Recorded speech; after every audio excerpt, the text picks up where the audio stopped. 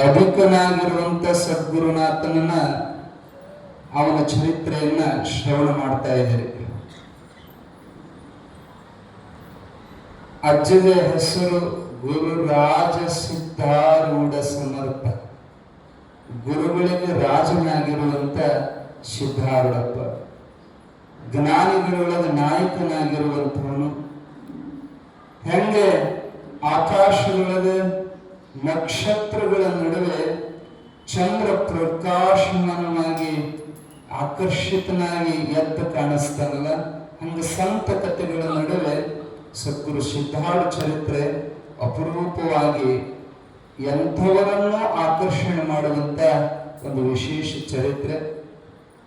ಇರಲಿ, ಆ ಸಿದ್ಧಾರೂಢ ಭಗವಂತನ ಚರಿತ್ರೆ ಒಳಗೆ 12ನೇ ಅಧ್ಯಾಯ ನಿನ್ನೆ ದಿವಸ ನೀವು ನೋಡ್ತಾ ಇದ್ವಿ. ಅಪ್ಪವ್ರು ಹೊಸದಾಗಿ ಹುಬ್ಬಳ್ಳಿಗೆ ಬಂದಾಗ ಅವರಿಗೆಲ್ಲ ಯಾರ್ದು ಪರಿಚಯ ಇದ್ದಿದ್ದಿಲ್ಲ.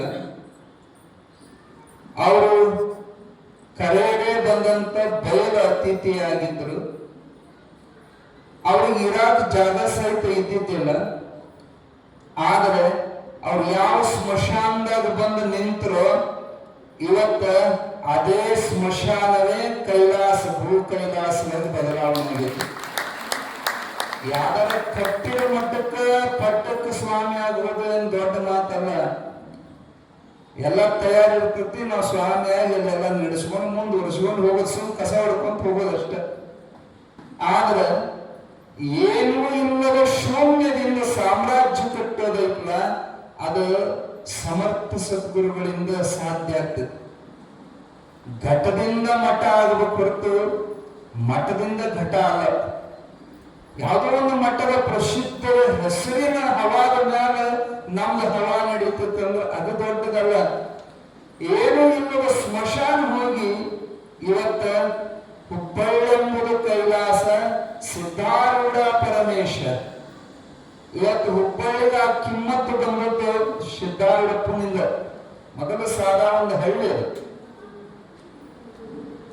ಇವತ್ತು ಅಂತಾರಾಷ್ಟ್ರೀಯ ಮಟ್ಟದೊಳಗೆ ಅಜ್ಜನ ಹೆಸರು. ಇವತ್ತು ರೈಲ್ವೆ ಸ್ಟೇಷನ್ಗೆ ಸದ್ಗುರು ಸಿದ್ಧಾರೂಢ ಸ್ವಾಮಿ ರೈಲ್ವೆ ನಿಲ್ದಾಣ ಅಂತ ಹೆಸರಿಟ್ರು. ಸಿದ್ಧಾರೂಢರಿಂದ ಹುಬ್ಬಳ್ಳಿ ಎಷ್ಟು ಬೆಳೀತಪ್ಪ ಅಂದ್ರೆ ಚೋಟಾ ಮುಂಬಳಿ ಅಂತಾರೆ ಅದಕ್ಕೆ. ಬಹಳ ಬೆಳೀತು. ಅದು ಬೆಳಿಲಿಕ್ಕೆ ಕಾರಣ ಅವ್ರ ಪಾದ ಸ್ಪರ್ಶ. ಹುಬ್ಬಳ್ಳಿ ಅವರ ರಕ್ಷಣೆ ಒಳಗಿರುವಂಥದ್ದು. ಕೊರೋನಾ ಬಂದಂತ ಕಾಲಕ್ಕೆ ಎಲ್ಲಾ ಕಡೆಗೆ ಭೀಕರವಾಗಿ ಕಾಡಿದ್ರು ಕೂಡ ಹುಬ್ಬಳ್ಳಿ ಒಂದು ಕೊರೋನಾ ಎಫೆಕ್ಟ್ ಬಹಳ ಆಗಲೇ ಇಲ್ಲ. ಯಾಕಂದ್ರೆ ಅಲ್ಲಿ ಸಿದ್ಧಾರೂಢ ಸಮರ್ಥ ಗುರುನಾಥ ಇದ್ದ. ಬಹಳ ಸಾವು ನೋವು ಅಲ್ಲಿ ಆಗಲೇ ಇಲ್ಲ. ರಕ್ಷಕನಾಗಿ ಅಜ್ಜಿದ್ದ. ಇವತ್ತು ಹುಬ್ಬಳ್ಳಿ ಸಿದ್ಧಾರೂಢರು ಅನ್ನೋದಿಲ್ಲ, ಸಿದ್ಧಾರೂಢರ ಹುಬ್ಬಳ್ಳಿ ಅಂತ ಕರೀತಾರೆ ಅದಕ್ಕೆ. ಅವರ ಹೆಸರಿನ ನಂತರ ಹುಬ್ಬಳ್ಳಿಗೆ ಒಂದು ಕಿಮ್ಮತ್ತು ಬಂತು ಅಂತ ನೆಲೆಸಿದ ಜಾಗವನ್ನು ಕೈಲಾಸವಾಗಿ ಬದಲಾವಣೆ ಮಾಡಿ ಅವ್ರು ಎಲ್ಲಿ ನೆಲೆ ನಿಂತರೋ ಅಲ್ಲಿಗೆ ಈ ದೇಶದ ಮೂಲೆಯಿಂದ ದೊಡ್ಡ ಸಾಧು ಸಂತ ಮಹಾತ್ಮರು ಅವರ ದರ್ಶನಕ್ಕೆ ಬರಕತ್ತರು. ನಿಮಗೆ ಲಕ್ಷ್ಯದೊಳಗಿರಲಿ, ಸಿದ್ಧಾರೂಢಪ್ಪ ಹುಬ್ಬಳ್ಳಿಗೆ ಬಂದ ಬಳಿಕ ಎಲ್ಲೂ ಹೋಗಲಿಲ್ಲ. ಹುಬ್ಬಳ್ಳಿ ಒಳಗೆ ಮಾತ್ರ ಉಳಿದ್ರು. ಬೇರೆ ಊರಿಗೆ ಹೋಗೋದು ಬಂದ. ಮೊದಲು ಬಂದು 2-3 ಊರಿಗೆ ಹೋಗ್ಯಾರ. ಹುಬ್ಬಳ್ಳಿ ಮಂದಿ ಭಕ್ತಿಯಿಂದ ಅವ್ರನ್ನ ಕಟ್ಟಿ ಹಾಕಿ ನಮ್ಮೂರು ಬಿಟ್ಟು ನೀವು ಎಲ್ಲೂ ಹೋಗಬಾರದಂತ ಮಾತು ತಗೊಂಡ ಪರಿಣಾಮ ಮುಂದೆ ಅವ್ರು ಬೇರೆ ಕಡೆ ಹೋಗಲಿಲ್ಲ. ಕಾಯಂ ಹುಬ್ಬಳ್ಳಿಯಾಗ ಉಳಿದ್ರು. ಎಲ್ಲಾ ಮಹಾತ್ಮರು ಬಂದು ಸಿದ್ಧಾರೂಢಪ್ಪನ ದರ್ಶನ ಮಾಡಿದ್ರು. ಆದ್ರೆ ಸಿದ್ಧಾರೂಢರು ಎಲ್ಲೂ ಹೋಗಿ ಬರೋದು ಬೇರೆ ಕಡೆಗೆ, ಬೇರೆ ಗುರುಗಳು ಬೇರೆ ಕ್ಷೇತ್ರಗಳಿಗೆ ಹೋಗಲಿಲ್ಲ. ಅವರು ಹುಬ್ಬಳ್ಳಿಗೆ ಬಂದ ಬಳಿಕ ಗದಗಿನ ಶಿವಾನಂದರು ಬಂದು ಸಿದ್ಧಾರೂಢ ದರ್ಶನ ತಗೊಂಡ್ರು. ಆದವಾನಿ ಲಕ್ಷ್ಮಣ್ ಬಂದು ಸಿದ್ಧಾರೂಢ ದರ್ಶನ ತಗೊಂಡ್ರು. ಗದಗದ ಯಾರು ಶಿಶ್ನಾಳ್ ಶರೀಫರು ಬಂದು ಸಿದ್ಧಾರೂಢ ದರ್ಶನ ತಗೊಂಡ್ರು. ನವರವನ್ನ ನಾಗಲಿಂಗಜ್ಜ ಅಜ್ಜಿದ್ದಲ್ಲಿ ಬಂದು ದರ್ಶನ ತಗೊಂಡ್ರು. ಈ ನಾಡಿನ ವಿಶ್ವವಿಖ್ಯಾತವಾಗಿರುವಂತ ಸಿಡಿದ ಸಂತ ಸ್ವಾಮಿ ವಿವೇಕಾನಂದರು ಬಂದು ಸಿದ್ಧಾರೂಢ ದರ್ಶನ ತಗೊಂಡ್ರು. ಎಂತೆಂತ ಮಹಾತ್ಮರು ಅಪ್ಪವರು ಹುಡುಕೊಂತ ಹುಬ್ಬಳ್ಳಿಗೆ ಬರ್ತಿದ್ರಂದ್ರ ಶಿರಡಿ ಸಾಯಿಬಾಬಾ 2 ಸಾರಿ ಹುಬ್ಬಳ್ಳಿ ಬಂದಾರ ಸಿದ್ಧಾರೂಢ ದರ್ಶನ ಸಲುವಾಗಿ. ಅತನಿ ಮುರುಗೇಂದ್ರ ಶಿವಯೋಗಿಗಳು ಮೇಲೆ ಮೇಲೆ ಸಿದ್ಧಾರೂಢಪ್ಪನ ಭೇಟಿಗೆ ಬರ್ತಿದ್ರು ಅವರ ದರ್ಶನಕ್ಕೆ. ಆದ್ರೆ ನಮಗ ಅವರ ಅರಿವು ಆಗೋದಿಲ್ಲ ಸಾಮಾನ್ಯರಿಗೆ. ಅತನಿ ಮುರುಗೇಂದ್ರ ಶಿವಯೋಗಿಗಳಂದ್ರೆ ಸಾಮಾನ್ಯರೇನು, ಶಿವಯೋಗದ ಸಾಮ್ರಾಟ ಅವರು. ಅತನಿ ಶಿವಯೋಗಿಗಳಂತ ಸಮರ್ಥರು ವಿರಕ್ತರು ಒಳಗ ಅಪರೂಪ ಅಂದ್ರೆ ಅಪರೂಪ. ಅಂತ ಶುದ್ಧ ಪುರುಷರಾದ ಅತನಿ ಶಿವಯೋಗಿಗಳಂತಿದ್ರಂತ. ಹುಬ್ಬಳ್ಳಿ ಭಾಗದ ಮಂದಿ ಏನಾರ ಅವ್ರ ದರ್ಶನಕ್ಕೆ ಅತನಿಗೆ ಬಂದು ಯಾವ ರೂಪ ಹುಬ್ಬಳ್ಳಿ ರೀ ಹುಚ್ಚುಗಳ ಈ ಊರನ್ನ ನೋಡಾಕ ಹುಬ್ಬಳ್ಳಿಯಿಂದ ಬಂದಿರಲ್ಲೋ, ಅಲ್ಲಿ ಮಾತನಾಡುವಂತ ನಡೆದಾಡೋ ಶಿವ ಅಲ್ಲದನ ಅದನ್ನ ಬಿಟ್ಟು ಇಲ್ಲೇ ತಕೊಂಡ್ಬರಕ್ ಹೋಗಿದ್ರಪ್ಪ ಅಂತ ಅತನಿ ಮುರುಗೇಂದ್ರ ಶಿವಗಳು ತಮ್ಮ ಬಾಯಿನ ಉದ್ಧಾರ ತೆಗಿತಿದ್ರಂತ. ಸಿದ್ಧಾರೂಢಪ್ಪನ ಶಾಸ್ತ್ರದೊಳಗ ಅನೇಕ ಸಾರಿ ಕುಂತು ಅಪ್ಪನ ಪ್ರವಚನದೊಳಗ ಭಾಗವಹಿಸ್ತಿದ್ರು ಅತನಿ ಮುರುಗೇಂದ್ರ ಶಿವಗಳು. ಹೇಳೋ ತಾತ್ಪರ್ಯ ಏನಪ್ಪಾ ಅಂದ್ರ, ಇಂತಿಂತ ದೊಡ್ಡ ದೊಡ್ಡ ಮಹಾತ್ಮರ ಪಾದ ಸ್ಪರ್ಶದಿಂದ ಹುಬ್ಬಳ್ಳಿ ನೆಲ ಪವಿತ್ರ ಆಯ್ತು. ಅಜ್ಜನ ದರ್ಶನಕ್ಕೆ ದೊಡ್ಡ ದೊಡ್ಡವರು ಬರ್ತಿದ್ರು. ಬ್ರಾಹ್ಮಣರೊಳಗ ಪ್ರಸಿದ್ಧ ಮಹಾತ್ಮರಾದಂತ ಗೊಂದಾವಲೇಕರ ಬ್ರಹ್ಮಚೈತನ್ಯ ಮಹಾರಾಜರು ಸಿದ್ಧಾರೂಢ ದರ್ಶನಕ್ಕೆ ಗೊಂದಾವಲಿಯಿಂದ ಬಂದರು ಸಿದ್ಧಾರೂಢ ದರ್ಶನಕ್ಕೆ. ಇರಲಿ, ಅಂತ ಯೋಗಿಗಳಿಗೆ ರಾಜನಾಗಿರುವಂತ ಯೋಗಿ ರಾಜ, ಗುರು ಸಾರ್ವಭೌಮ, ಗುರುರಾಜನಾಗಿರುವಂತ ಸಿದ್ಧಾರೂಢಪ್ಪ ಮೊದಲು ಬಂದು ನಿಂತಿತ್ತು ಬಯಲಿನೊಳಗೆ. ಅವ್ರನ್ನ ಬಹಳ ಜನ ಅರ್ಥ ಮಾಡಿಕೊಂಡು ಹೋಗದ ಕಾಲ. ಸಿದ್ಧಾರೂಢ ಅಂದ್ರ ಭಿಕ್ಷುಕ ಬಂದು ಯಾವರ ಬಾಗಲ ನಿಲ್ಲುವಂತ ಒಬ್ಬ ಭಿಕ್ಷುಕ ಅಂತ ತಿಳ್ಕೊಂಡ ಕಾಲ. ಅವಾಗ ಒಬ್ಬರೇ ಇರ್ತಿದ್ರು. ಈ ನಿನ್ನೆ ಗುರುಪಾದನ ಕಥೆ ಹೇಳಿದ್ರು, ಅದಕ್ಕೂ ಮೊದಲು ಅವ್ರು ಒಬ್ಬರೇ ಚಿತ್ಗನಾನಂದ ಸಮಾಧಿ ಒಳಗ ಅಲ್ಲಿ ಇರುವಂತ ಕಾಲಕ್ಕೆ ಒಂದ್ ತೊಡೆ ಕುಡುಕರ ಬಂದ್ರಂತಲ್ಲಿ ಸೆರೆ ಕುಡಿಯಕ್ಕೆ. 6 ಮಂದಿ ಯವನರು ಅಂದ್ರೆ ಮುಸಲ್ಮಾನರು ಸೆರೆ ಕುಡಿಯಾಕ ಅಲ್ಲಿ ಬಂದಿದ್ರಂತ. ಕುಡ್ಕೊಂತ ಕುಂತೊತ್ನ್ಯಾಗ ಸಿದ್ಧಾರೂಢ ಕುಡಿಗೆ ನೆದರ್ ಹೋತ. ಕುಡುಕರಿಗೆ ಒಂದು ದೊಡ್ಡ ಮನಸ್ಸು ಏನಪ್ಪಾ ಅಂದ್ರೆ ಕರ್ಕೊಂಡ್ ಕುಡಿತಾರ ಅವ್ರಿಗೆ ಮಂದಿ ಒಳಬೇಕು. ಇಲ್ಲಂದ್ರೆ ಕಿಶೆದಾಗಿಂದ ರೊಕ್ಕ ಹಾಕಿ ಕುಡಿಸ್ತಾರ.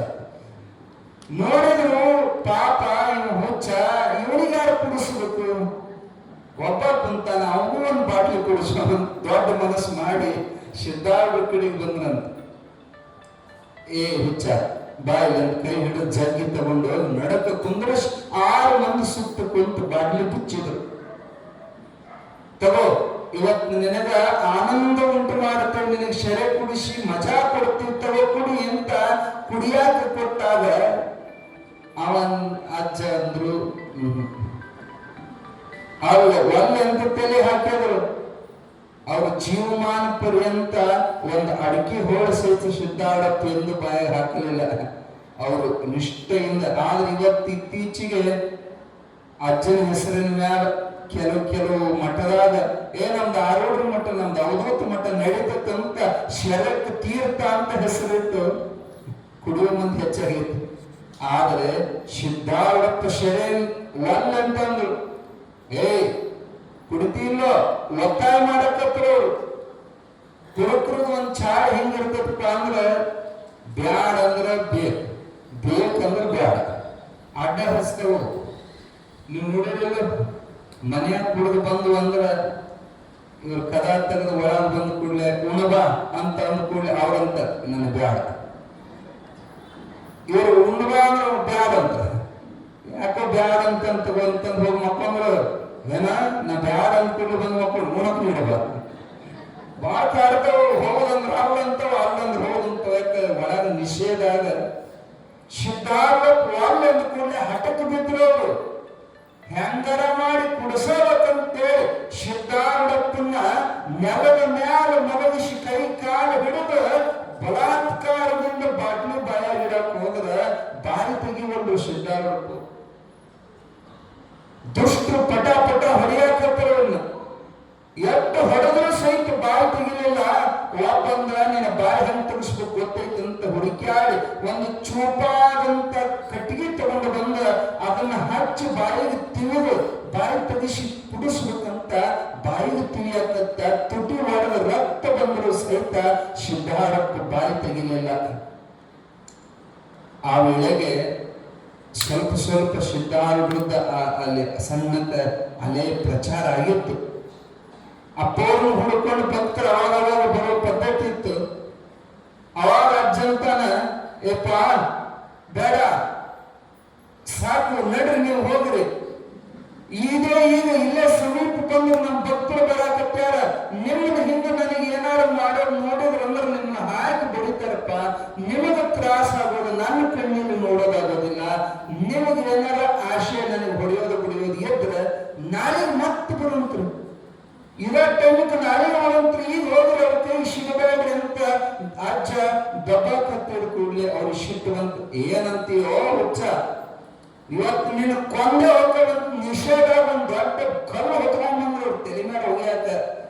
ಅಷ್ಟೊತ್ತಿಗೆ ಆಗಲೇ ಭಕ್ತರು ಸಮೀಪ ಬಂದ್ಬಿಟ್ರು. ಆ ಭಕ್ತರ ಶಬ್ದ ಕೇಳಿ ಕಲ್ಲು ಹೋದ್ರೆ ಓಡಿ ಹೋಗಿ ಕಂಟಿ ಮಕ್ಕಳಾಗ ಹೊತ್ಕೊಂಡು ಕುಂತರಂತ. ಹೊತ್ಕೊಂಡು ಕುಂತ ಕೂಡಲೇ ಭಕ್ತರು ಬರೋದ್ರನ್ನ ಅಜ್ಜ ತನ್ನ ಬಾಯಿ ಹಚ್ಚಿದಂತ ರಕ್ತ ಎಲ್ಲ ಒರೆಸ್ಕೊಂಡು ಸ್ವಚ್ಛ ಹಚ್ಚ ಕುಂತಿದ್ರು. ಅವರೆಲ್ಲ ಬಂದು ನಮಸ್ಕಾರ ಮಾಡಕತ್ರ ಸಿದ್ಧಾರೂಢರಿಗೆ. ಯಾಕಪ್ಪ ನೀವೆಲ್ಲ ಸಂಜೆಗೆ ಬರೋ ಮಂದಿ ಮಧ್ಯಾಹ್ನ ಬಂದಿರಿ, ಯಾಕೆ ಏನು ಸಮಸ್ಯೆ ಅಂತ ಕೇಳಿದ್ರು ಸಿದ್ಧಾರೂಢರು. ಏನಿಲ್ಲಪ್ಪ, ಊರಾಗ ಒಂದು ಸಮಸ್ಯೆ ಆಗೈತಿ. ಇವತ್ತ ಯುಗಾದಿ ಪಾಡ್ಯ ನಮ್ಮ ಊರಾಗ ಕಾಯಂ ಹಳೆ ಹುಬ್ಬಳ್ಳಿ ಒಳಗ ಕಾಳಿಕಾದೇವಿ ರಥೋತ್ಸವವನ್ನು ಯುಗಾದಿ ಪಾಡ್ಯಕ್ಕೆ ನಾವೆಲ್ಲ ಕೂಡಿ ಮಾಡ್ತೀವಿ. ಕಾಳಿಕನ ರಥವನ್ನು ಶೃಂಗಾರ ಮಾಡಿ ಪ್ರತಿ ವರ್ಷದ ಪದ್ಧತಿ ಅಂತ ಕೈ ಹಚ್ಚಿ ಎಳೆಯಕ್ ನೋಡಿದ್ರ ರಥ ಒಟ್ಟ ಅಲ್ಲಾಡುವುದು. ಅವಾಗ ದೇವಸ್ಥಾನದ ಅರ್ಚಕ ಬಂದು ನಮಗೆ ಹೇಳಿದ, ಇಲ್ಲ ಮಹಾತ್ಮರ ಸನ್ನಿಧಿ ಇಲ್ಲದ್ರ ಅಮ್ಮ ರಥ ಎಳೆಗೊಡಂಗಿಲ್ಲ ಅಂತ ನನಗೆ ದೃಷ್ಟಾಂತ ಆಗೈತೆ, ಯಾರ ಮಹಾತ್ಮರು ಕರ್ಕೊಂಡ್ಬರ್ರಿ ಅಂತ ಹೇಳಿದಾಗ ಅವರೆಲ್ಲ ವಿಚಾರ ಮಾಡಿ ಸಿದ್ಧಾರಪ್ಪನ ಕೆಲವು ಪವಾಡಗಳನ್ನ ನೋಡಿದಂತ ಮಂದಿ ಬರ್ತಾರೆ ಸಿದ್ಧಾರೂಢರ ಕಡೆಗೆ.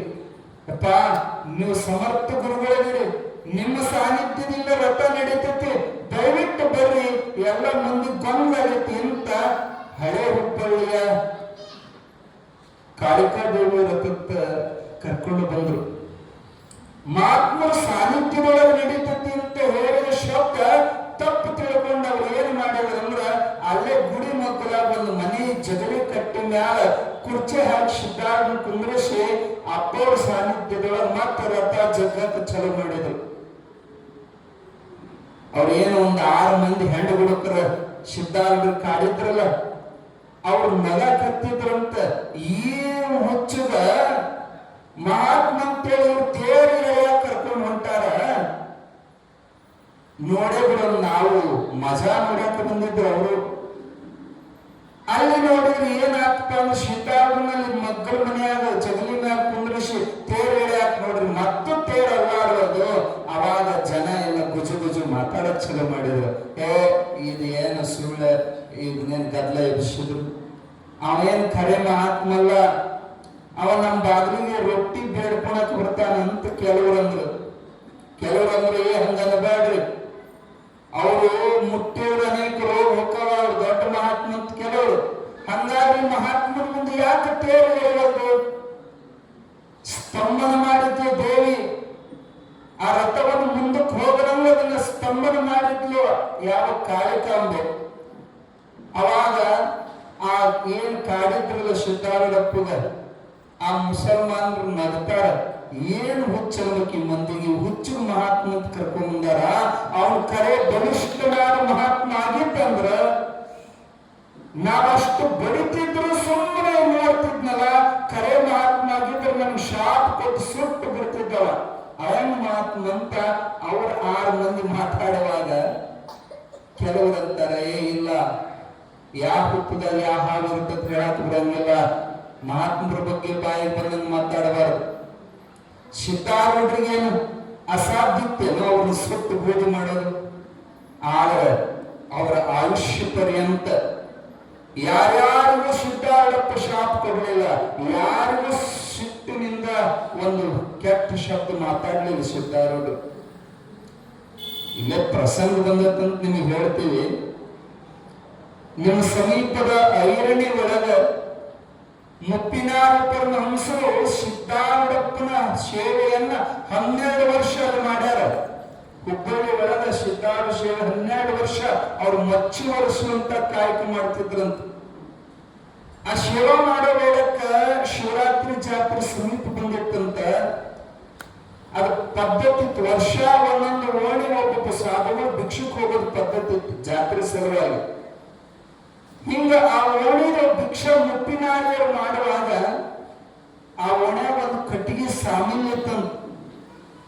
ಆ ವರ್ಷ ಸಿದ್ಧಾರೂಢ ಜಾತ್ರೆಗೆ ಒಂದು ಚಕ್ಕಡಿ ಕಟ್ಟಿಗೆ ಕೊಡ್ತಿದ್ದ. ಬಂದು ಯಪ್ಪ ಮತ್ತೆ ಜಾತ್ರೆ ಬಂತ್ರಿ, ಮತ್ತ ನೀವು ಕಟ್ಟಿಗೆ ಭಿಕ್ಷಾ ಕೊಡ್ತಿದ್ರಿ, ನನಗೆ ಕಟ್ಟಿಗೆ ಭಿಕ್ಷಾ ಕೊಡ್ರಿ ಅಂದ ಕೂಡಲೇ ಅವಂದ ಗದ್ದಲ ಬಾಳ ಇತ್ತು. ಅಂಗಡಿಯ ವ್ಯಾಪಾರ ಜೋರಿತ್ತು. ಏನಪ್ಪ ಈಗ ವ್ಯಾಪಾರ ಬಹಳ ಗದ್ದಲ ಐತಿ, ನೀವು ಸಂಜೆಗೆ ಬರ್ರಿ, ಸಂಜೆ ಫ್ರೀ ಇರ್ತೈತೆ ಅವಾಗ ಬರ್ರಿ ಅಂದ ಕೂಡಲೇ ಆಯ್ತು ತಗೊಳ್ರಿ ಅಂತ ಮತ್ತೆ ಮುಂದಕ್ಕೆ ಹೋದ್ರಿ. ಎಲ್ಲಾ ಕಡೆಗೆ ತಿರುಗಾಡಿ ಸಂಜೆಗೆ ಮತ್ತೆ ಬಂದ್ರು. ಅವತ್ತು ಏನಾಗಿತ್ತಂದ್ರೆ ಸಾಯಂಕಾಲಕ್ಕೂ ಬಹಳ ಗದ್ದಲ, ವ್ಯಾಪಾರ ಜೋರ್ ಇತ್ತು. ಅವಾಗ ಅವನಂದ ಅಪ್ಪವ್ರೆ ನಾಳೆ ಬೆಳಗ್ಗೆ ಬಂದ್ಬಿಡ್ರಿ, ಸ್ವಲ್ಪ ಗದ್ದಲ ಇತ್ತು, ನಾಳೆ ಬರ್ರಿ. ಹಿಂಗೆಂದು ಹಳ್ಳ ಬೆಳ ಓಡಾಡಿಸ್ಬಾರ್ದು. ನಮ್ಮ ಮನೆಗೆ ಯಾರ್ಯಾರ ಭಿಕ್ಷುಕ್ ಬಂದಾರ ಅಂದ್ರೆ ಆಗ ಬಾ ಈಗ ಬಾ ಹೋಗಿ ಬಾ ಎನ್ನದಲೆ ಆಗಲೇ ಕರೆದು ನೀಡುವ ಒಂದು ಧರ್ಮ ಹೊನ್ನಾಗಲು ಬಿಡುವ ಸರ್ವಜ್ಞ. ಯಾವತ್ತೂ ಸಹಿತ ಓಡಾಡಿಸಬಾರದು. ಅದರಲ್ಲೂ ಸಾಧು ಸಂತರನ್ನು ಓಡಾಡಿಸಬಾರದು. ಆದ್ರೂ ಉದಾರಿಗಳಾಗಿರುವಂತ ಕರುಣಾಮೂರ್ತಿಗಳಾಗಿರುವಂತ ಮುಪ್ಪಿನಾರ್ಯರು ಹೇಳ್ತಾರೆ, ಇಲ್ಲ ಹಿಂಗ ಓಡಾಡಿಸಬೇಡ್ರಿ, ದಯವಿಟ್ಟು ನಾಳೆ ಬೆಳಗ್ಗೆ ತಪ್ಪಿಸಬೇಡ್ರಿ ಅಂತ ಮತ್ತೆ ಮರುದಿನ ಬೆಳಗ್ಗೆ ಬರ್ತಾರೆ. 3ನೇ ಸರಿ ಬಂದ್ರು. ಆದ್ರೆ ಅದನ್ನೂ ಬಹಳ ವ್ಯಾಪಾರ ಜೋರು ಇತ್ತು. ಆವಾಗ ಅವಂತಾನ ಇಲ್ರಿ ಸ್ವಾಮಿಗಳು ತಪ್ಪು ತಿಳ್ಕೊಬೇಡ್ರಿ, ಸಾಯಂಕಾಲ ಬರ್ರಿ. ಸಿಟ್ಟು ಬಂತ ಅಪ್ಪವ್ರಿಗೆ.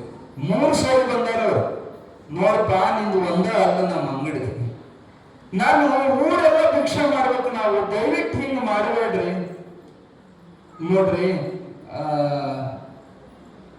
ಕೊಟ್ಟು ಬಿಡ್ರಿ, ಇದು ಇರೋದ ವ್ಯಾಪಾರ ಇರೋದ, ನಮಗೆ ಓಡಾಡಿಸಬೇಡ್ರಿ, ಕೊಟ್ಟು ಬಿಡ್ರಿ ಅಂದ್ರೆ ಇಲ್ರಿ ಸ್ವಾಮಿಗಳು ಆಗೋದಿಲ್ಲ, ಸಂಜೆ ಬರ್ರಿ.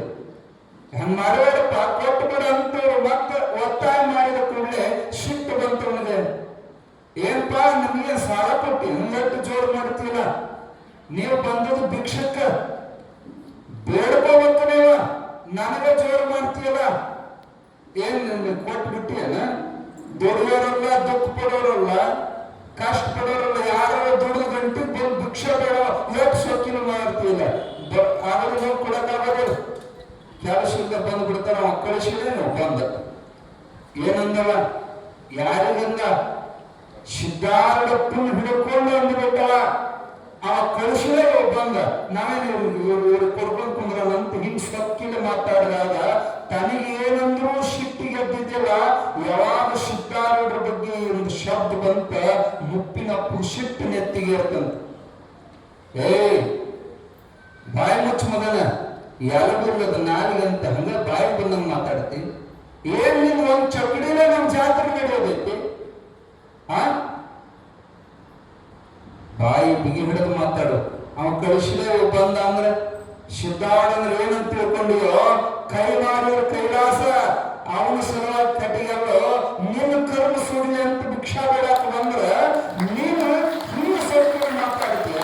ಯಾಕೆ ಸೊಕ್ಕು ಬಂದತ್ತೀಗ, ಬಹಳ ಸಂಪತ್ತು ಕೂಡೈತಿ, ರೊಕ್ಕದ ಮಗ ಬಂದತ್ ಮಗನ, ನಿನ್ನ ಸೌಕಾರಕ್ಕೆ ಬೆಂಕಿ ಹತ್ತಿ ಯಾವೇ ಬೇಕು ನಿನ್ನ ಚಕ್ಕಡಿ ಕಟ್ಟಿಗೆ ನಿನ್ನ ನಿನ್ನ ಒಂದು ಸಿಟ್ಟಿಗೆ ಬಂದು ಬಿಟ್ರ ಪೂರ್ ಸಿಟ್ಟಿಗೆ.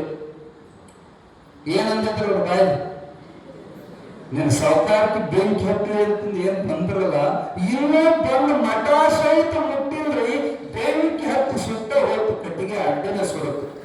ಏನಾಗಿತ್ತಪ್ಪ ಅಂದ್ರೆ ಅವಾಗ 2ನೇ ಮಹಾಯುದ್ಧ ನಡೆದಿತ್ತು. ಅವ್ನು ಕರ್ಕೊಂಡು ಹೋಗೋದ್ರಿಂದ ನಡುವೆ ಕೂಡ ಅವನು ಅಂತ ತಗೊಂಡು ಹೋಗೋದು. ಅವ್ರು ಹೇಳ ಬಿಡಬೇಡ ಅಂತ. ಏನು ಹೇಳಕ್ತಿದ್ವಿ? ಎರಡನೇ ಮಹಾಯುದ್ಧ ನಡೆಯಿತು. ಆ ಮಹಾಯುದ್ಧದೊಳಗ ಶಿಮೆಣ್ಣಿಗೆ ಕೃತಕ ಬರವನ್ನು ಮಾಡಿದ್ರು. ಇತ್ತಿತ್ಲಾಗ ಒಂದು ತೊಡೆ ಮಂದಿ ಮಾಡಿದ್ರು ನೋಡ್ರಿ, ಯುದ್ಧ ಆಗತ್ತೈತಿ, ಗ್ಯಾಸ್ ಸಿಗೋದಂತೇಳಿ ಹೋಟೆಲ್ದವ್ರು ರೇಟ್ ಏರ್ಸಿ, ಸುಮ್ಮನೆ ಇತ್ತವೆಲ್ಲ ಸಪ್ಲೈ ಚಲೋ ಸ್ಟಾಕ್ ಮಾಡಿ ರೇಟ್ ಏರ್ಸಿ ಮಾರೋರು. ಹಂಗ ಸಿಮೆಂಟ್ ಕೃತಕ ಬರ ಮಾಡಿ ಮುಚ್ಚಿಟ್ಟಿದ್ದವ. ನೆಲಮನೆ ಒಳಗ ಬಾಳ ಸ್ಟಾಕ್ ಮಾಡಿದ್ದ ಸಿಮೆಣ್ಣಿ ಯಾವ ಮಾಯಿದ ಬೆಂಕಿ ಹತ್ತೋ ಒಳಗಿನ ಸಿಮೆಣ್ಣಿಗೆ 10 ನಿಮಿಷದಾಗ ಬ್ಲಾಸ್ಟ್ ಆಗಿ ಇಡೀ ಕಟ್ಟಿಗೆ ಅಡ್ಡ ಸೊಟ್ಟು ಬೂದಿಯಾಗಿ ಹೋಯ್ತು. ಸೊಟ್ಟು ಬೂದಿಯಾಗಿ ಹೋಯ್ತು. ಜನ ಎಲ್ಲ ಅದನ್ನ ಕಣ್ಣಾರು ನೋಡಿದ್ರು. ಸಿದ್ಧಾರೂಢ ಶಿಷ್ಯರ ಬಾಯಿಗೆ ಅಂದು ಹೋಗಿದ್ರು, ನಿನ್ನ ಸಾವುಕಾರಕ್ಕೆ ಬೆಂಕಿ ಹತ್ತಲಿ ಅಂದು ಹೋಗಿದ್ರು.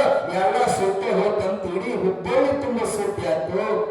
ಕರ್ಣೋಪಕರಣವಾಗಿ ಅದು ಸಿದ್ಧಾರೂಢಪ್ಪನ ಕಿವಿಗೂ ಸುತ್ತು ಮುಟ್ಟದಂತ. ಅಪ್ಪರು ಸಿಟ್ಟು ಬಂತು.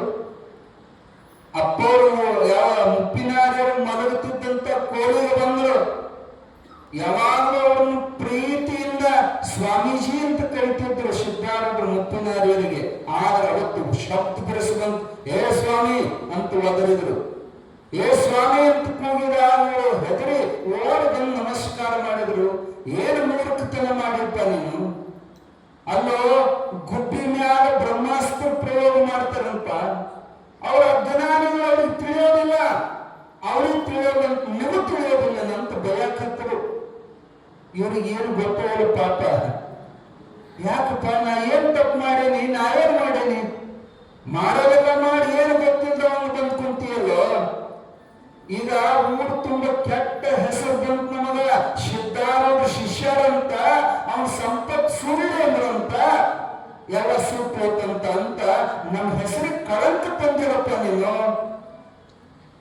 ಅವಾಗ ಇವ್ರಿಗೆ ಗೊತ್ತಾಗ್ತ ಅವ್ನ ಕಟ್ಟಿಗೆ ಅಡ್ಡಿ ಸುಟ್ಟದಂತ. ಇಲ್ಲ ಜಾನ ಸುಳ್ಳಿ ಅಂತ ಸುಮ್ಮ ಸಹಜ ಬಾಯಾಗ ನಿನ್ನ ಸಂಪತ್ತಿಗೆ ಬೆಂಕಿ ಹತ್ಲಿ ಯಾವ ಬೇಕು ಅಂದ್ ಸಹಜ ಬೌದ ನಿಜ. ನಾ ಶಾಪ ಏನ್ ಕೊಟ್ಟಿಲ್ಲ ಅಂದ್ರು. ಏ ಮೂರ್ಖ, ನೀ ಶಾಪ ಕೊಡ್ಬೇಕಂತಂದು ನಿನಗೆ ಅಂತ ಶಕ್ತಿ ಜಮಾ ಆಗತ್ತಂತ ನಿನಗ ಗೊತ್ತಿಲ್ಲ. ನೀ ಮನಸ್ಸು ಮಾಡಿದ್ರೆ ಬರೀ ಒಂದು ಕಟ್ಟಿಗೆ ಶಕ್ತಿ ಅಲ್ಲ, ನೀ ಮನಸ್ಸು ಮಾಡಿ ಇಡೀ ಭೂಮಂಡಲವನ್ನು ಸುತ್ತ ಹಾಕೋ ಶಕ್ತಿ ನಿನಗೆ ಜಮಾ ಆಗತ್ತು. ಹಂಗಂತೇಳಿ ಅಜ್ಞಾನಿಗಳಿಗೆ ಶಾಪ ಕೊಡಬಾರಪ್ಪ. ಅವು ಬುದ್ಧಿಗಳು ಅವಕ್ಕೆ ಗೊತ್ತಾಗೋದಿಲ್ಲ, ಅವು ತಪ್ಪು ಮಾಡ್ಯಾರಂತೇಳಿ ನಾವು ಅವರಂಗನ ನಾವು ಆದ್ರೆ ನಮಗೋರು ಏನು ವ್ಯತ್ಯಾಸ ಐತಿ? ಅವಾಗ ತಮ್ಮ ತಪ್ಪಿನ ಅರಿವಾತಂತ ತಪ್ಪಾದ್ರೆ ಜನ ಕ್ಷಮಾ ಮಾಡ್ರಿ ನಮಸ್ಕಾರ ಮಾಡಿದ್ರು. ಅವಾಗ ಸಿದ್ಧಾರೂಢರು ಹೇಳಿದ್ರಂತ, ಬರೇ ನಮಸ್ಕಾರ ಮಾಡೋದಲ್ಲ, ನನಗೆ ಮಾತು ಕೊಡ್ಬೇಕು. ನೀವು ಕೈ ಹಾಕ್ಸ್ಕೊಂಡು ಮಾತು ತಗೊಂಡ್ರು ಮುಪ್ಪಿನಾರ್ಯರು. ನನ್ನ ಜೀವನ ಪರ್ಯಂತ ಯಾರಿಗೂ ನಾ ಶಾಪ ಕೊಡೋದಿಲ್ಲಂತ ಮಾತು ಕೊಡುವಂತ ಕೈ ಹಾಕೊಂಡು ಅಪ್ಪವರು ಮಾತು ತಗೊಂಡ್ರಂದ್ರೆ ಎಷ್ಟು ಕರುಣಾಮೂರ್ತಿ ಇದ್ರು ಸಿದ್ಧಾರೂಢರು. ನೀವು ಅರ್ಥ ಮಾಡ್ಕೊಳ್ರಿ, ಯಾರಿಗೂ ನೋವಾಗಬಾರದು. ಆ ಪಾಪಿಗಳನ್ಯಾಗ ದುಷ್ಟಿಗಳನ್ಯಾಗ ನಾನಷ್ಟಲ್ಲ, ನನ್ನ ಶಿಷ್ಯರಿಂದನೂ ಯಾರಿಗೂ ನೋವಾಗಬಾರದು. ಈ ಮುಸಲ್ಮಾನರು ಮಾತಾಡಕತ್ತಿದ್ರಲ್ಲ, ಅವ ಬಲಿಷ್ಠ ಮಹಾತ್ಮದ್ದ ಅಂದ್ರ ನಮ್ಮನ್ನು ಸುಟ್ಟು ಬಿಡ್ತಿದ್ದ. ಸುಮ್ಮನೆ ಬಳಸ್ಕೊಂಡು ನಾವೆಂತ ಮಹಾತ್ಮ ಅಂತ ಆ ಶಬ್ದಕ್ಕೆ ನಾವು ಹೇಳಿದ್ವಿ. ಸಿದ್ಧಾರೂಢರಲ್ಲ, ಅವ್ರ ಶಿಷ್ಯನೇ ನೋಡಿದ್ರು ಸುಟ್ಟು ಹೋಗುವಂತ ಶಕ್ತಿ ಇರ್ಬೇಕಾದ್ರೆ. ಏನೋ ತಾಕತ್ತಿಲ್ಲ ಅಂದ್ರೆ ಸುಮ್ಮನೆ ಬಿಡಿಸ್ಕೊಂಡು ಬೈದ್ರು ಬೈಸ್ಕೊಂಡು ಬರ್ತಾರ. ಎಲ್ಲ ತಾಕತ್ ಇದ್ದೂ ಕೂಡ ಅದನ್ನ ಪ್ರಯೋಗ ಮಾಡೋದಿಲ್ಲ ಅಂದ್ರೆ ಅದಕ್ಕಂತ ನಿಜವಾದ ಮಹಾತ್ಮ ಅಂತ ಹೇಳಿ ಶಾಪ ಕೊಡಲಾರದ ಸದ್ವಾರ ಜಗದ್ಗುರು ಸಿದ್ಧಾರೂಢಪ್ಪ ಇರ್ಲಿ. ಹಂಗಾದ್ರೆ ಈ ಮಹಾತ್ಮನ ಮುಂದೆ ರಥ ಯಾಕೆ ನಡೆಯುವುದು? ಅವಾಗ ಯಾವ ದೇವಸ್ಥಾನದ ಅರ್ಚಕ ಹೇಳಿದ್ನಲ್ಲ, ಮಹಾತ್ಮರ ಸಾನ್ನಿಧ್ಯದೊಳಗೆ ರಥ ನಡೀತದೆ ಅಂತ ಹೇಳಿದ್ದ, ಅವ ಮುಂದೆ ಬರ್ತಾನ. ಏಪ್ಪ, ನಾ ಹೇಳಿದಂಗೆ ನೀವು ಮಾಡ್ಲಿವ್ರು. ಸಾನ್ನಿಧ್ಯ ಅಂದ್ರೆ ಸಿದ್ಧಾರೂಢ ಕರ್ಕೊಂಡು ಹೋಗಿ ಅಲ್ಲಿ ಕಟ್ಟಿನಾಗ ಕುಂದ್ರಸೋದಲ್ಲ, ಅವ್ರನ್ನ ಕರ್ಕೊಂಡು ಬಂದು ತೇರ್ನ್ಯಾಗ ಕುಂದ್ರಸೋದು. ಸಿದ್ಧಾರೂಢನ ತೇರ್ನ್ಯಾಗ ಕುಂದ್ರಸೋದು, ತೇರ್ ಎಳಿತತ್ ನೋಡಂತ ಅವಂದ. ಜನಕ್ಕೆ ಇದು ಒಪ್ಪಿಗೆ ಆಗಲಿಲ್ಲ. ನಮ್ಮ ಕಾಳಮ್ಮ ಅಂದ್ರೆ ಬೆಂಕಿ ಬಂದ ಆ ದೇವಿ ಜಾಗದಾಗ ಅವ್ರನ್ನ ಕುಂದ್ರಿಸಿ ನಮ್ಮ ಮೇಲೆ ಸಿಟ್ಟಿಗೆ ಹೇಳ್ತಾಳ ತಾಯಿ ಅಂತ ಹೇಳಿದಾಗ ಆ ಗೃಹಸ್ಥ ಹೇಳ್ತಾನ, ಕೇಳ್ರಪ್ಪ, ನಾ ಸುಮ್ಕ ಹೇಳಕತ್ತಿಲ್ಲ, ನಿನ್ನೆ ರಾತ್ರಿ ನನ್ನ ಕನಸಿನೊಳಗ ಸಾಕ್ಷಾತ್ ಜಗನ್ಮಾತಿ ಕಾಳಿಕಾದೇವಿ ಬಂದು ಅಪ್ಪಣೆ ಮಾಡಿ ಹೋಗ್ಯಾಳ. ಏನಂದ್ರ ನಾಳೆ ಸಿದ್ಧಾರೂಢರನ್ನ ನೀವು ಕುಂದ್ರಿಸಲಾರದೆ ತೇರು ಎಳೆಯಕ್ ನೋಡಿದ್ರ ನಮ್ಮ ಮುಂದಕ್ಕೆ ಹೋಗಿ ಕೊಡಂಗಿಲ್ಲ ಅಂತ ಅಮ್ಮ ಹೇಳಿದ್ಲು. ನಾ ಏನಿದು ಕನಸು ಕರೆ ಅಲ್ಲ ಅಂತ ಬೆಳಗ್ಗೆ ಸುಮ್ಮನಾಗಿದ್ದೆ. ಯಾವಾಗ ತೇರು ಸ್ತಂಭನಾಥ ಮುಂದೆ ಸಾವಿರಾರು ಮಂದಿ ಹೇಳಿದ್ರೆ ಹಗ್ಗ ಹೇಳಿದ್ರೆ ತೇರು ಎಲ್ಲಾಡುವುದು. ಅವಾಗ ಕನಸು ಸತ್ಯ ಅಂತ ತಿಳ್ಕೊಂಡೇನಿ. ಅಮ್ಮಂದೇ ಆಜ್ಞೆ ಆಗಿರೋದ್ರಿಂದ ಅವ್ರನ್ನ ಕುಂದಿಸೋದ್ರಾಗ ಏನು ದೋಷ ಇಲ್ಲ ಅಂದಾಗ ಎಲ್ಲರೂ ಒಪ್ಪಿಕೊಂಡು ಅನಿವಾರ್ಯವಾಗಿ ಸಿದ್ಧಾರೂಢರಿಗೆ ಪ್ರಾರ್ಥನೆ ಮಾಡಿ ಕರ್ಕೊಂಡು ಹೋಗಿ ತೇರಿನ ಮೇಲೆ ಕುಂದಿರಿಸಿದ್ರು. ಪೀತಾಂಬರವನ್ನು ಹಚ್ಚಿ ಹೋಮಾಲೆಗಳಿಂದ ಅಲಂಕಾರ ಮಾಡಿ ಸಿದ್ಧಾರೂಢ ಮನಸ್ಸಿನ ನಗ ಕತ್ತಿದ್ರಂತ. ಇದೆಲ್ಲ ಮಾಯ ಇದೆ, ಇದ್ರಾಗ ಏನು ಸತ್ಯಾಂಶ ಇಲ್ಲ. ಈ ಪ್ರಾರಬ್ಧ ಒಂದ್ ತಾಸಿನಿಂದ ಹೊಡಸ್ತ ಬಡಸಿತ್ತ, ಹೌದಿಲ್ಲ? ಈ ಪ್ರಾರಬ್ಧ ಈಗ ತೇರಿನ ಮೇಲೆ ಕುಂದ್ರಿಸಿ ಮ್ಯಾರಸಾಕತ್ತೈತಿ. ಯಾವಾಗ ಪ್ರಾರಬ್ಧ ಹೆಂಗ್ ಕೈ ಕೊಡ್ತದಂತ ಗೊತ್ತಿಲ್ಲ. ನಮ್ನೆಲ್ಲ ದೊಡ್ಡ ದೊಡ್ಡ ಮಹಾತ್ಮರು ಸಹಿತ ಈ ಪ್ರಾರಬ್ಧ ಬಿಟ್ಟಿಲ್ಲ. ಬಾಪುವಿದೆಯೇ ನಿನಗೆ ಬಲ್ಲಿದರು ಬೇರುಂಟೆ, ರೂಪುಗೆಡಿಸಿದ ಬಲ್ಲ ಮಹಿಮರನ್ನು ವಿಧಿ ಅಂತಾರದ ಬಡಸೇತೀನಿ ಸ್ವಲ್ಪ ಹೊತ್ತಿನ ಹಿಂದೆ ಈಗಾಗಲೇ ತೇರ್ನೆ ಕುಂದ್ರಿಸಿ ಮೆರೆಸಕತ್ತೈತಿ. ಯಾವಾಗ ಸಿದ್ಧಾರಪ್ಪ ಅಲಂಕಾರ ಮಾಡಿ ಸುಮಂಗಲೆಯರ ಮಂಗಳಾರತಿ ಮಾಡಿ ಜಯಕಾರ ಹಾಕಿದ್ರು, ಯಾರು ಇನ್ನು ತೇರು ಮುಟ್ಟಿಲ್ಲ, ಯಾರು ಇನ್ನು ಹಿಡಿದಿಲ್ಲ. ಇನ್ನು ತೇರಿನ ಹಗ್ಗ ಹಿಡಿಬೇಕನ್ನೋದ್ರೊಳಗ ತನ್ನಿಂದ ತಾನೇ ತೇರು ಈ ಪವಾಡವನ್ನು ಕಣ್ಣಾರೆ ಕಂಡು ಜನ ಜಯ ಜಯಕಾರವನ್ನು ಗರ್ಜಿಸಿದ್ರು. ಹೆಂಗ್ ಪ್ರವಾಹ ಬಂದಾಗ ಕಲ್ಲು ಕಟ್ಟಿಗೆ ಎಲ್ಲಾದ್ರೂ ಕೂಡ ಹೊಕ್ಕವಲ್ಲ, ಹಂಗ ಆನಂದ ಪ್ರವಾಹದೊಳಗ ಭಕ್ತರು ಅಭಕ್ತರು ಕುಣದಾಡಿ ಜಿಗಿದಾಡಿ ಪವಾಡವನ್ನ ಕಣ್ಣಾರೆ ನೋಡಿದ್ರು. ಸಾವಿರಾರು ಮಂದಿ ನೋಡಿ ಆ ಪಾದಗಟ್ಟಿತ್ತನ ತನ್ನಿಂದ ತಾನೇ ತೇರು ಹೋಗಿ ಪಾದಗಟ್ಟಿ ಮುಟ್ಟಿ ನಿಲ್ತು. ಅಜ್ಜನನ್ನ ಹೆಂಗ ಹೊತ್ಕೊಂಡು ಬಂದ್ರಂದ್ರ ಅಗದಿ ದೊಡ್ಡ ಮೆರವಣಿಗೆ. ಭಕ್ತರು ಹೆಗಲೇ ಪಲ್ಲಕ್ಕಿ ಆನಂದದಿಂದ ಜಯ ಜಯಕಾರ ಹಾಕಿ ಕುಣದಾಡಿಕೊಂಡು ಭಜನೆ ಮಾಡ್ಕೊಂಡು ಹೊತ್ಕೊಂಡು ಬಂದ ಪೀಠದ ಮೇಲೆ ಕುಂದ್ರಿಸಿದ್ರ ನುಗ್ಗಲು ಪಾದಕ್ಕೂ ನಮಸ್ಕಾರ ಮಾಡಕ್. ನಮ್ಮ ಮಂದಿ ಇಟ್ಟು ಬೇರಿಕೆ ಇತ್ತಂದ್ರ ಚಮತ್ಕಾರ ಇದ್ರೆ ನಮಸ್ಕಾರ. ಮೊದಲ ಅದಾಶಾದ ಬಾಲ್ದಾಗ ಬಂದ್ರ ರೊಟ್ಟಿ ಕೊಟ್ಟಿಲ್ಲ ಅವರು. ಈಗ ನೋಡ್ಬೇಕು, ತಿಕ್ಕ್ಯಾಡಿ ಗುದ್ದಾಡಿ ಪಾಳೆ ಹಚ್ಚಿ ಅವ್ರ ಪಾದ ಮುಟ್ಟಕ್ಕೆ ಇಷ್ಟು ಗಾತ್ರವಾಯ್ತು. ಅಪ್ಪವ್ರ ಒಳಗ ನಗುತ್ತಿದ್ರಂತ. ಏನ್ ಇದ್ರಾಗ ನಂದೇನಿಲ್ಲ, ಇದೆಲ್ಲ ಈಶ್ವರಿ ಮಾಯಾ ಐತಿ. ಈ ಮಾಯಾ ಆಟದೊಳಗೆ ಇದು ನಡೆದತಿ. 76,000 ನಾಡುಗಳಿಂದ ಕೂಡಿದ ದೇಹವೇ ರಥ. ಆತ್ಮನ ಹೊರತು ರಥ ಚಲಿಸಲಾರದು ಅಂತ ಆತ್ಮ ಇದ್ರೊಳಗೆ ಪ್ರವೇಶ ಆಗಿ ನಾನು ಹತ್ತಿ ಇಳಿಯುತ್ತೇವೆ ಹತ್ತಿಲ್ಲ, ಕಾಯಂ ಈ ದೇಹ ಅನ್ನೋ ರಥದ ಮ್ಯಾಲ ಆರೂಢನಾಗಿದ್ದೇನೆ ಅಂತ ಅಲ್ಲೂ ಸಹಿತ ಆತ್ಮಾನುಸಂಧಾನ ಮಾಡ್ಕೊಂಡು ಸಿದ್ಧಾರ್ಥ ಕುಂತಿದ್ರು. ಎಲ್ಲ ಗದ್ದಲ ಮುಗಿದ ಮೇಲೆ ಅಜ್ಜವ್ರನ್ನ ಗೌರವದಿಂದ ಕರ್ಕೊಂಡು ಬಂದ ಚಿದ್ಗನಾನಂದ ಸಮಾಧಿಗೆ ಅಪ್ಪವ್ರನ್ನ ಬಿಟ್ರು. ಇವರ 6 ಮಂದಿ ಮುಸಲ್ಮಾನರು ಕಣ್ಣಾರಿ ಪವಾಡ ನೋಡಿದಂಥವ್ರು ಪಶ್ಚಾತ್ತಾಪದಿಂದ ಹೊಳೆ ಎಲ್ಲಿಗೆ ಬಂದ್ರಂದ್ರೆ ಯಾವ ಚಿದ್ಗನಾನಂದ ಸಮಾಧಿಗೆ ಬಂದು ದಂಡವತ್ತು ಸಾಷ್ಟಾಂಗ ನಮಸ್ಕಾರ ಮಾಡಕತ್ತರು. ಸಿದ್ಧಾರೂಢಪ್ಪರನ್ನು ಬಾಳ ಚಲೋ ಆತಪ್ಪ, ಒಳ್ಳೆ ಟೈಮಕ್ಕೆ ಬಂದ್ರೆ ಆಗಲೇ ನೀವು ಒಗದು ಹೋಗಿದ್ರಲ್ಲ ಕಲ್ಲು ಅಲ್ಲೇ ನೋಡು, ತಗೋಡು ನಿಮ್ ಕೆಲಸ ಚಲೋ ಮಾಡಿ, ಇನ್ಯಾರು ನಿಮ್ಗೆ ಕಾಡೋದಿಲ್ಲ ಅಂತ ಹೇಳಿದಾಗ ಅವರಿಗೆ ಕಣ್ಣಾಗ ನೀರು ಬಂದು ಪಾದ ಹಿಡಿದು ಅಳಾಕತ್ತರು.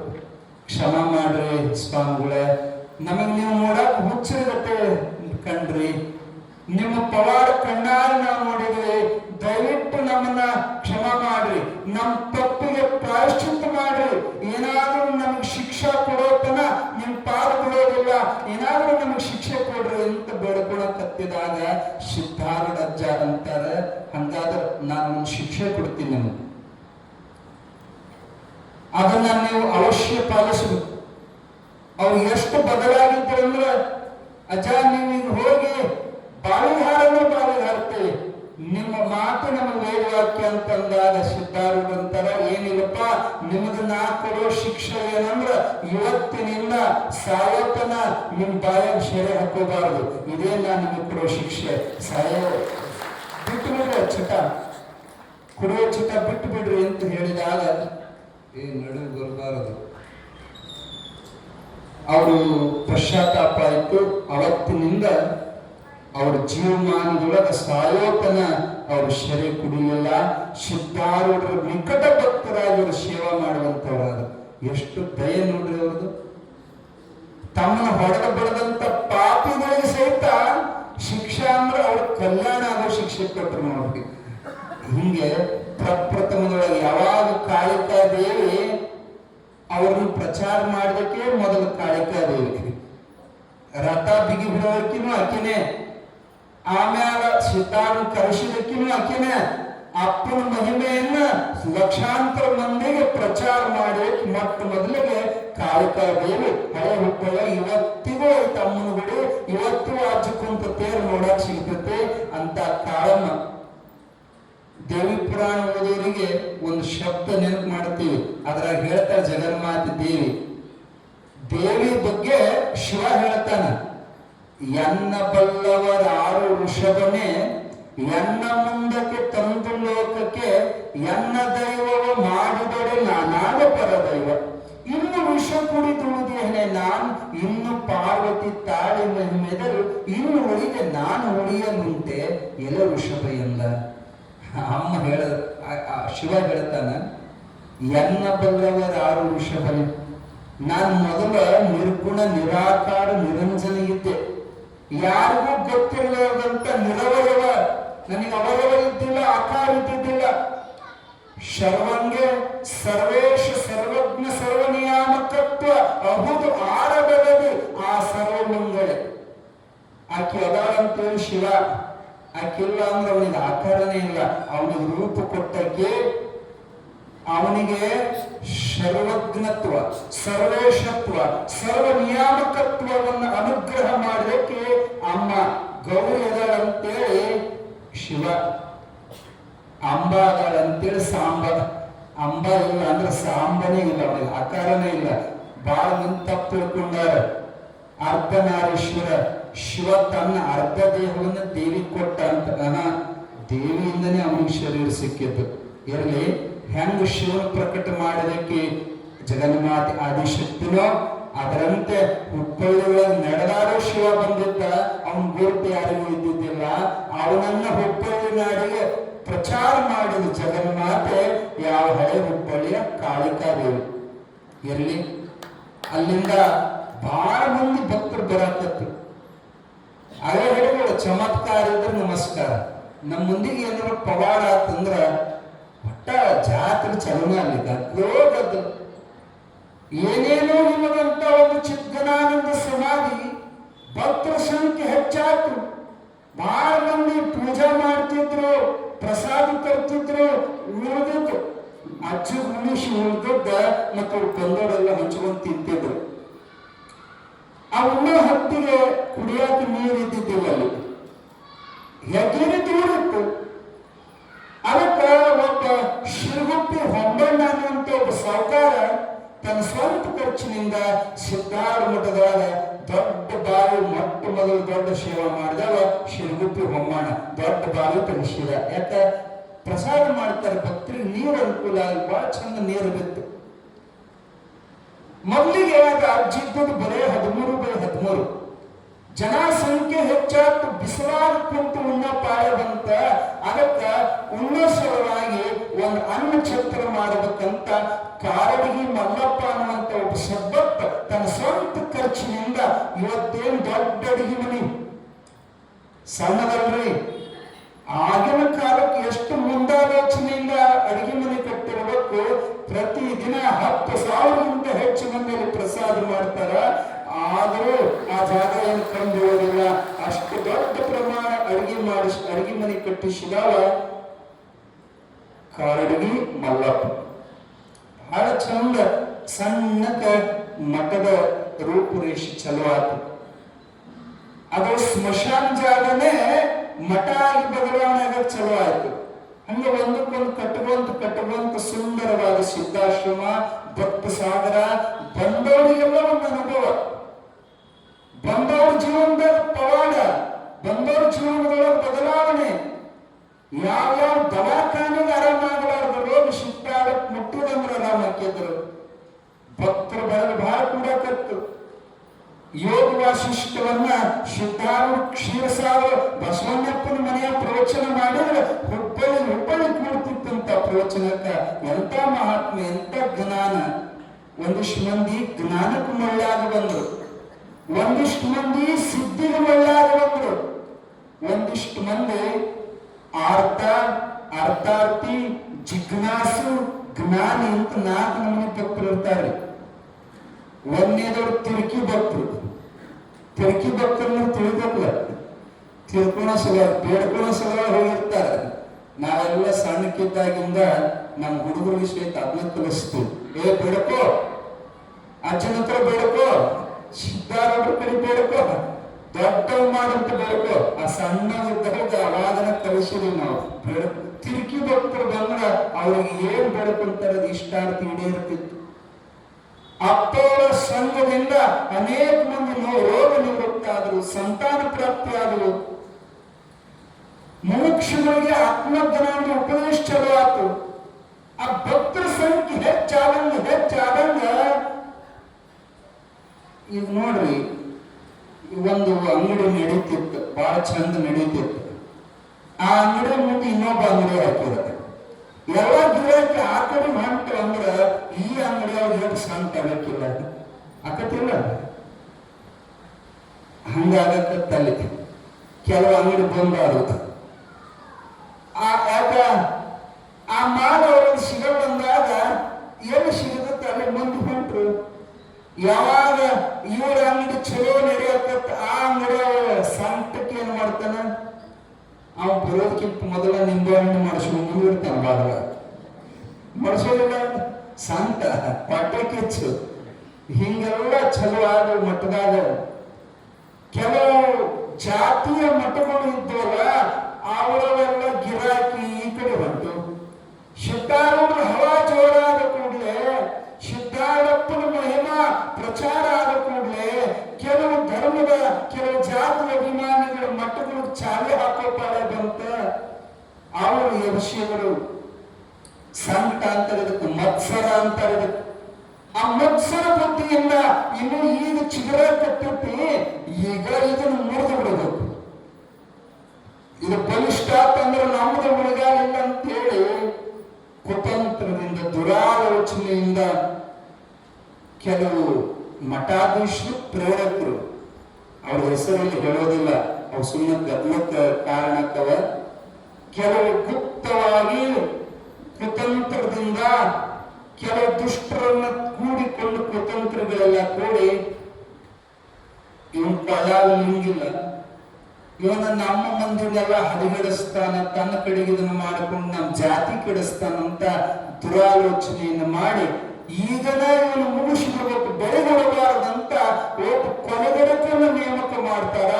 ಹಂದರಯ್ಯ ಅನ್ನುವಂತ ಒಬ್ಬ ಕೊಲೆಗಡಕಗ ದುಡ್ಡಿನ ಚೀಲವನ್ನು ಕೊಟ್ಟು ಹೇಳ್ತಾರ, ಅವನು ಮುಗಿಸಿ ಬಂದೆ ಅಂದ್ರೆ ಇನ್ನೊಂದು ದುಡ್ಡಿನ ಚೀಲ ಕೊಡ್ತೀವಿ ಅಂತ ಆಸೆ ಹಚ್ಚಿ ಹೆಂಡ ಕುಡಿಸಿ. ಯಾಕ ಧೈರ್ಯ ಬೇಕಲ್ಲ, ಕೊಲೆ ಮಾಡಬೇಕಂದ್ರೆ ಕೊಡದಾಗ ದೊಡ್ಡ ಧೈರ್ಯ ಬರ್ತೈತಿ. ಅವ ಹೆಂಡ ಕುಡಿದು ಮತ್ತೆ ರಾತ್ರಿ ಬಂದ ಮಠದಾಗೆಲ್ಲ ಸ್ತಬ್ಧ ಮಲಗಿದ ಕಾಲಕ್ಕೆ ಸಿದ್ಧಾರಪ್ಪವರು ಚಿಕ್ಕನಾನಂದ ಸಮಾಧಿ ಒಳಗೆ ಮಲಗ್ಯಾರ. ಹೊರಾಗ ಬನುಗ್ಗಿ ಅಪ್ಪವ್ರನ್ನ ಹೊರಾಗ ಜಗ್ಗಿ ಯೋಗಿಸಿ ತೆಲಿತನ ತಗೊಂಡು ನೆಲಕ್ಕೆ ಹೋಗರ. ಅಪ್ಪವ್ರ ಬಾಯಾಗ ಒಂದು ಶಬ್ದ